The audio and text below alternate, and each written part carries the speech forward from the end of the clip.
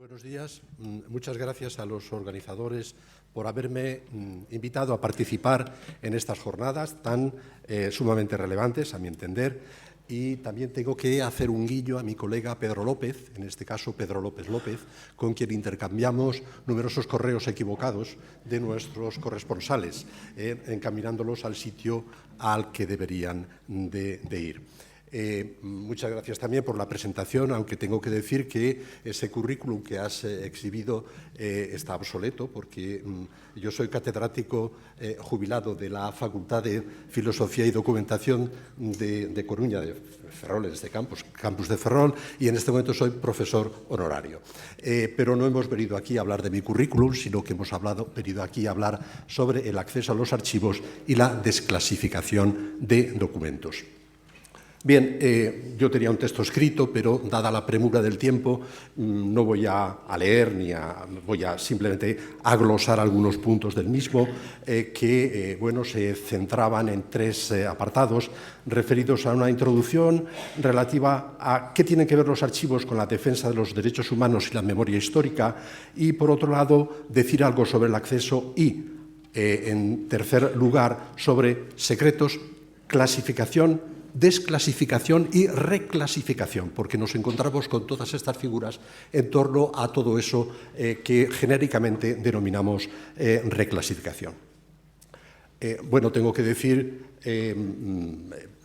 con un guiño también a las cosas que se han hablado con anterioridad, que entre mis profesores he tenido a Ricardo de la Cierva, ilustre investigador del régimen, ¿verdad?, que sembraba la confusión, como sabéis, en su momento. Bien, ¿qué tienen que ver los archivos con la defensa de los derechos humanos y la memoria histórica? Bueno, el derecho a la comunicación y a la información es uno de los derechos humanos que, de alguna forma caracterizan a los estados democráticos, y nos podemos remontar a los filósofos ilustrados, a la Constitución americana, al Bill of Rights, a todo esto que, sumado a las declaraciones de UNESCO, de las grandes organizaciones europeas, etcétera, etcétera, han configurado todo un corpus que clarifican muy bien cuál es este papel de los derechos humanos en relación a la información. Y en cuanto a la memoria, hay mucha gente que se ha dedicado a definir sus límites, a clarificarlo, pero que todo esto nos lleva a distinguir con una cierta claridad lo que es la memoria individual, que vamos perdiendo con el tiempo si no la fijamos en un soporte documental, o las memorias colectivas, que son las que corresponden a los grupos sociales, como estos grupos que estamos viviendo en estas jornadas, ¿verdad?, que se dedican a, de alguna forma, a reivindicar una reconstrucción de una memoria que no coincide con la oficial. Además está la memoria histórica, por así decir, académica, que hacen los científicos a partir de conocimientos acumulados y contrastados documentalmente. Bueno, podríamos definir también qué entendemos por documento, pero todo esto nos llevaría muy lejos en este contexto, pero sí decir una cuestión. El valor administrativo de los documentos del momento, que se hacen con una finalidad determinada, con el tiempo van variando, evidentemente, y pueden servir para probar cosas distintas de aquellas para las que fueron creadas. Esto ocurre, de una forma genérica, pero a veces estos documentos que se crean ex profeso no son para resolver cuestiones ni siquiera de carácter relativo a la seguridad del Estado o a la política nacional, ni siquiera en contextos autoritarios. A veces se crean monstruos documentales destinados expresamente para el control específico político de la ciudadanía. Y son todos estos archivos que conocemos de la Stasi, de la PIDE, de nuestra policía, el Depósito Documental de Salamanca, etcétera, etcétera, que después, a su vez, pueden ser reutilizados con otros fines diferentes de aquellos para los que fueran creados. Y sus responsables también pueden hacer una política diferente de aquella que ejercían en su momento. Porque, y aquí yo hago también un guiño al tema de los archiveros y los archivos. Los archiveros están para aplicar la norma, no pueden salirse de la norma. Sí es cierto que pueden ejercer ciertas políticas de aproximación a la ciudadanía a partir de su trabajo en relación a la información que pueden ofrecer dentro de la norma. Pero como todos los ciudadanos pertenecemos, yo soy archivero de origen, pertenecemos a, digamos, a ideologías diferentes que se marcan también en nuestro trabajo. Por lo tanto, no esperemos de los archiveros algo diferente del resto de los ciudadanos. Habrá A y B, y C y D, y etcétera, etcétera. El acceso a los archivos, como sabemos, tiene mucho que ver con los regímenes democráticos, la transparencia histórica administrativa y la evolución de la historia, sobre todo a partir de la Segunda Guerra Mundial, y las presiones de los historiadores y de los periodistas, fundamentalmente, para acceder a todos los archivos relacionados con la Segunda Guerra Mundial, el nazismo, el Holocausto, etcétera, etcétera. La legislación europea se ha citado por aquí, es en este momento bastante clarificadora, terminando con esta recomendación 13 del 2002, con principios de ética que nos afecta a todos, evidentemente, sobre el acceso, y la legislación española también es bastante abundante, aunque hay que decir que la última no contribuye precisamente a clarificar la situación establecida en dos leyes fundamentales. La Ley 30 del 92, que regula de alguna forma el acceso a las oficinas y a los archivos centrales de las instituciones, y, por otro lado, la Ley 16 del 85, la Ley de Patrimonio Histórico Español, que regula el acceso a la documentación de carácter histórico en los archivos históricos. Bien, ¿cuál es el problema? El problema es que, en líneas generales, porque no voy a pasar al detalle, aparentemente una normativa que promete ser aperturista, después saca la lista de excepciones y nos encontramos con que, bueno, en relación a los archivos centrales, se habla de la seguridad. Bueno, la lista es larga por aquí. Bueno, no voy a entrar en detalle, pero vamos. El tema es que el artículo 37 saca un conjunto de excepciones que después se vuelven a repetir en el artículo 57 de la Ley de Patrimonio, donde habla, entre otras cosas, de los datos personales, del honor, de la intimidad. ¿Qué es el honor y la intimidad? ¿Qué es el honor y la intimidad de los represores? Es decir, esto en otros países lo han resuelto. Es decir, el acceso a la documentación nominal, si se trata de represores, es libre. Otra cosa son las víctimas. Esas sí que tienen derecho al honor y a la intimidad, ¿verdad? Bueno, la Ley de Transparencia, que es la última que se ha aprobado, no ha reformado esto.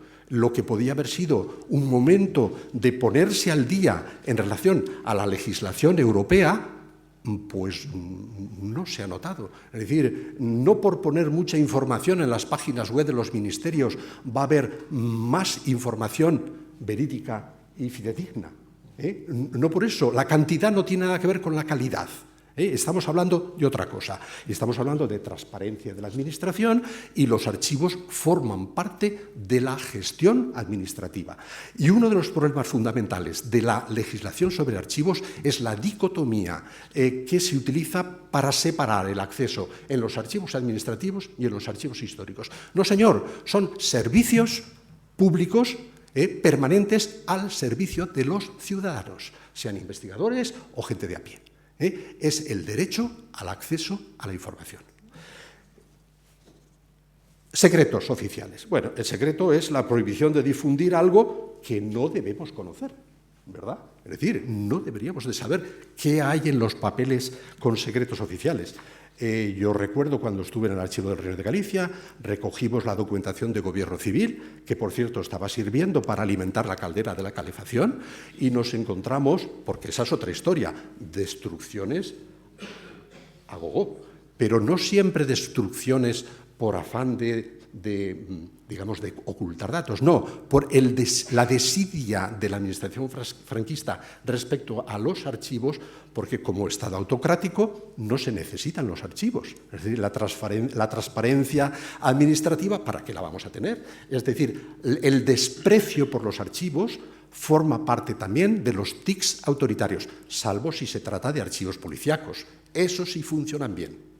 Esos funcionan muy bien. Incluso las técnicas de archivamiento y recuperación de la información en los archivos policiales son espléndidas. Bien, ¿qué nos encontramos? Nos encontramos con que hay dos tipos de situaciones en relación a los archivos fundamentalmente. Los que han sido creados por las fuerzas de seguridad y defensa del Estado, aplicando la ley de secretos oficiales, ¿verdad?, por un lado, y los archivos creados por regímenes autoritarios con finalidades estrictamente represivas. Como se va a hablar de los archivos de la Stasi, de Polonia, creo que también, de Latinoamérica. Yo, por supuesto, no voy a decir nada de todo eso, pero sí decir que las soluciones que se han dado responden básicamente a dos criterios. Uno, respetar los archivos como entes autónomos, insertados o no en los sistemas archivísticos del Estado, o bien crear centros de la memoria, que son evidentemente muy respetables, con una finalidad legítima, pero que con criterios archivísticos a veces mezclan lo que son los archivos propiamente dichos con criterios biblioteconómicos o de documentación, con un extraño tratamiento documental que a veces no tiene, digamos, unos criterios sólidos desde el punto de vista técnico. Pero ese es otro tema, no tiene nada que ver con tal. Estas dos situaciones encontramos. Clasificación, desclasificación, reclasificación. Bien, nosotros nos movemos en el tema del secretismo y la censura de ámbitos gubernativos. El pionero en estas cuestiones ha sido Estados Unidos. Estados Unidos es una democracia con múltiples defectos, pero donde las técnicas de desclasificación han sido el modelo al cual se ascriben el resto de los países, porque junto a sus múltiples defectos, la sociedad americana tiene también múltiples virtudes, y entre otros la presión de la ciudadanía en relación al gobierno para la información, la transparencia informativa, que no siempre se cumple. Pues mira, yo hace unos días oía unas declaraciones en la cadena SER de Mariano Aguirre, director del Centro Noruego para la Construcción de la Paz, donde decía, después del 11M, algo así como había aumentado el número de agencias que trabajaban para la seguridad en los Estados Unidos hasta superar las 4.000. Y yo apunté estas cifras porque me parecieron alucinantes, de las que unas 1.000 se consideraban secretas. De creer estas cifras, la masa de información acumulada sería de difícil manejo y su apertura al público también. Bueno, la práctica de desclasificación en Estados Unidos se basa en la ley, rápidamente, la Ley de Libre Acceso a la Información, la famosa FOIA, ¿verdad?, una palabra en gallego muy rara, donde se permite que los ciudadanos puedan solicitar desclasificación de documentos clasificados justificando la razón por la cual lo piden. Bueno, para presionar sobre este tema se creó una asociación, la National Security Archives de la Universidad George Washington, que ha implementado de forma masiva las desclasificaciones de documentos, ha incorporado estas desclasificaciones a un archivo propio y lo procesa y lo vende, con un criterio muy norteamericano también, por otro lado, ¿verdad? Bueno, junto a esto, la reclasificación. La CIA y el FBI intervinieron en el Archivo Nacional y en la Smithsonian Institution para reclasificar documentos que habían sido previamente clasificados, y las razones ni los académicos ni los propios organismos pudieron aclarar por qué motivos, salvo los tics autoritarios de las respectivas agencias. En España, la Ley de Secretos Oficiales del 68,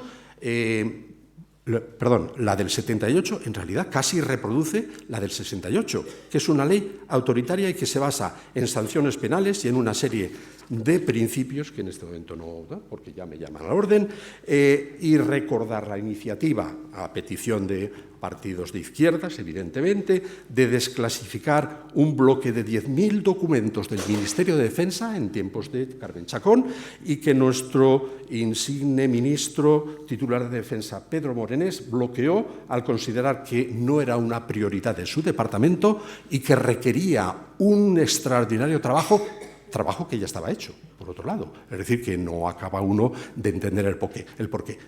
Viñas, el historiador y otros han dicho que estas declaraciones son insostenibles.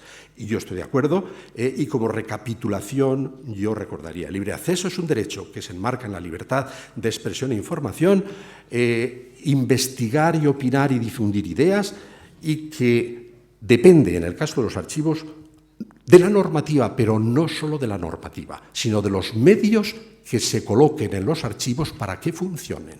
Porque recordemos, el Ministerio del Ejército tiene unos 100 kilómetros de documentos que podríamos decir que están más o menos controlados, por no decir que no están controlados.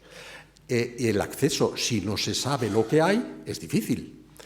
La Xunta de Galicia tiene unos 50 kilómetros de documentación autonómica, es decir, de hace 30 años, repartidos en múltiples depósitos, más o menos controlados, por no decir incontrolados, a los que el investigador no puede tener acceso porque no sabe lo que hay. Es decir, la política archivística es fundamental, y la elaboración de instrumentos por parte de los profesionales para que puedan servir de intermediarios entre el público y la información, fundamental. Muchas gracias.